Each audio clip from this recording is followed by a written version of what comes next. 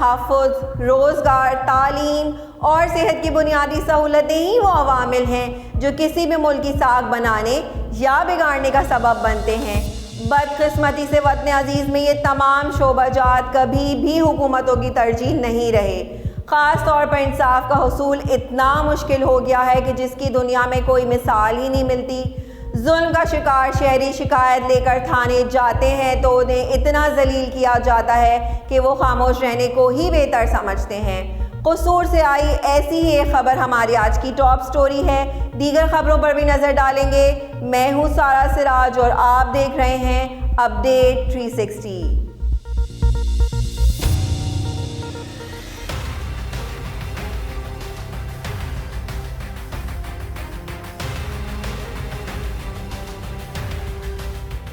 कसूर पुलिस ने शफ़ाक़ियत की इंतहा कर दी। बेटी की इस्मत जरी की FIR दर्ज करवाने के लिए थाना मंडी उस्मान वाला आने वाले बाप को कमरे की सफाई पर मामूर कर दिया। 16 साला सवेरा थाने के बाहर खुद पर बीते जुल्म की दुहाई देती रही और थाने के अंदर पुलिस एहलकार इसके वालिद रशीद से अपना कमरा धुलवाते रहे। लड़की का कहना है उसे उसके तायाजाद ने अगवा करके ज्यादती का निशाना बनाया है, उसे इंसाफ फराहम किया जाए। पुलिस हुकाम ने वाक़े का नोटिस लेकर तहकीकात शुरू कर दी। पुलिस तर्जुमान का कहना है हक़ाइक़ जल्द मीडिया के सामने लाए जाएंगे। पाकिस्तानी सोशल मीडिया सार्फिन में आदम बर्दाश्त का रवैया तेजी से बढ़ता जा रहा है। गुज़िश्ता रोज़ एंटरटेनमेंट इंडस्ट्री की दो शख्सियात अदाकारा सबा कमर और ड्रामा निगार खलीलुर रहमान कमर अपनी बेज़रर सी आरा के इजहार पर तनकीद की जद में आ गए। अदाकारा सबा कमर ने गुज़िश्ता रोज़ अपनी एक ट्वीट में लफ्ज़ अल्लाह लिखा और दूसरे ट्वीट में कुरान की आयत शेयर की तो मद्दाहों की अक्सरियत ने अदाकारा के पैगाम को सराहा, लेकिन एक बड़ी तादाद ने अदाकारा को ऊट पटांग तबसरों से नवाजा। दूसरी जानिब मायदा फरीद नामी ट्विटर सारिफ ने ड्रामा निगार खलीलुर रहमान कमर का एक मुबैना बयान गाली के साथ शेयर किया, जिस पर सार्फिन की बड़ी तादाद ने गालम गलोच से भरपूर तबसरे शुरू कर दिए। इस बहस के दौरान एक सारिफ ने निशानदेही की कि मायदा फरीद की शेयर करदा अंग्रेज़ी अखबार की खबर जिस ट्वीट की बुनियाद पर बनाई गई है वो खलीलुर रहमान के जाली अकाउंट से किया गया था। ड्रामा निगार के मुसद्दिक अकाउंट पर ऐसा कोई बयान मौजूद नहीं है। स्पीकर पंजाब चौधरी परवेज़ इलाही रेस्क्यू 1122 के एक्ट पर अमल दरामद ना करने पर अपनी इत्तेहादी हुकूमत पर बरस पड़े। गुज़िश्ता रोज़ बजट इजलास के दौरान स्पीकर परवेज़ इलाही ने कहा 1122 वो वाहिद इदारा है जिसके अमले ने कोरोना के वबाई दिनों में अपनी जिंदगियों की परवाह किए बगैर इंसानियत की खिदमत की। 1122 बिल पर अमल दरामद नहीं हो रहा और वो हुकूमत के पास रुका हुआ है।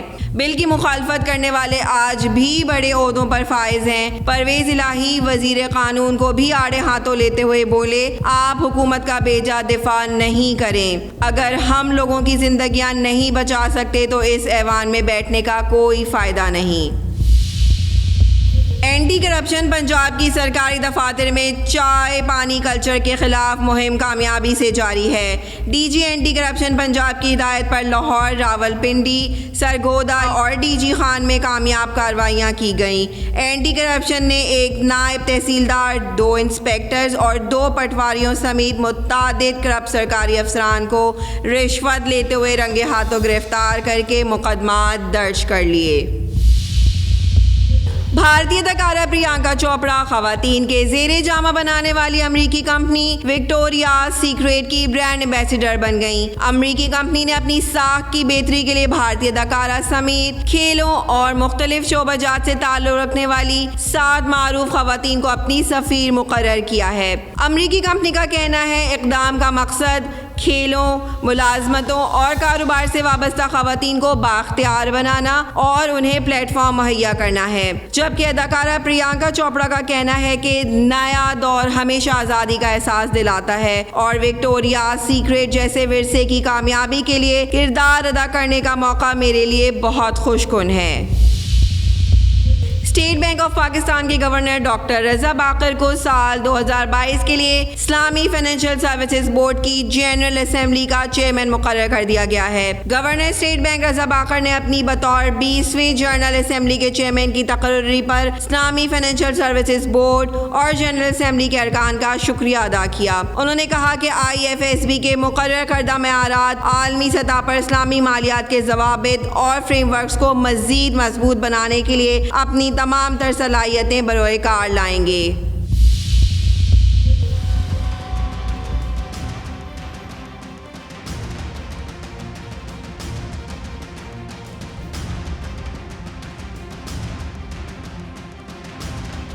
न्यूज़ 360 ने सिंध में मुतवातिर रेलवे हादसात की वजूहात का खोज लगा लिया। महकमा रेलवे के एक अफसर ने न्यूज़ 360 से गुफ्तगू में नाम ना जाहिर करने की शर्त पर अहम इंकशाफात कर दिए।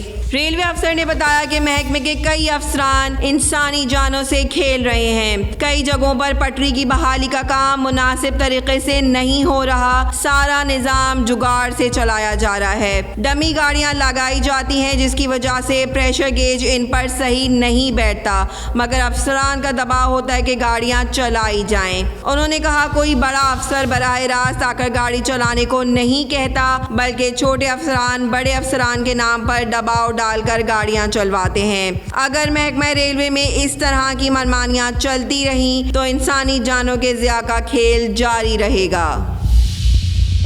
हुकूमत Pakistan media development authority ordinance लाने से पहले ही अपने मकसद में कामयाब हो गई। सहाफ़ी रहनुमाओं ने मीडिया मालकान पर अदम एतमाद का इजहार करते हुए अपने खदशात का इजहार करना शुरू कर दिया। गुज़िश्ता रोज सुप्रीम कोर्ट बार एसोसिएशन के ज़ेर एहतमाम अदलिया और मीडिया पर हमला के ज़ेर उन्वान सेमिनार मुनक्किद किया गया। इस मौके पर Pakistan federal union of journalist के सदर शहजादा जुल्फ़िकार का कहना है कि मीडिया मालकान नए मीडिया कानून पर हुकूमत के साथ मिल जाएंगे और आखिर में वकला और सहाफ़ियों को ही आज़ादी सहाफ़त की जंग लड़ना पड़ेगी। वाज़ेह रहे कि मीडिया मालकान की तंजीम पाकिस्तान ब्रॉडकास्टर्स एसोसिएशन पहले मीडिया रेगुलेटरी अथॉरिटी ऑर्डिनेंस को मुस्तरद कर चुकी है। पाकिस्तान मीडिया डेवलपमेंट अथॉरिटी के मामले पर सहाफ़ती तंजीमों और मीडिया मालकान में खलीज बढ़ती नज़र आ रही है। सहाफ़ी आज़ादी इज़हार राय पर किसी किस्म का समझौता करने पर तैयार नहीं। दूसरी जानिब मीडिया मालकान की अव्वलीन तरजीह अपने इदारों की बका है, क्योंकि अगर ये इदारे सांस लेते रहेंगे तो ही आज़ादी सहाफ़त की जंग भी लड़ सकेंगे। अब देखना ये है कि PFUJ और PBA आइंदा दिनों में क्या हिकमत अमली अपनाते हैं। अपडेट 360 में अब तक इतना ही। मज़ीद दिलचस्प खबरें पढ़ने के लिए विजिट कीजिए हमारी वेबसाइट news360.tv।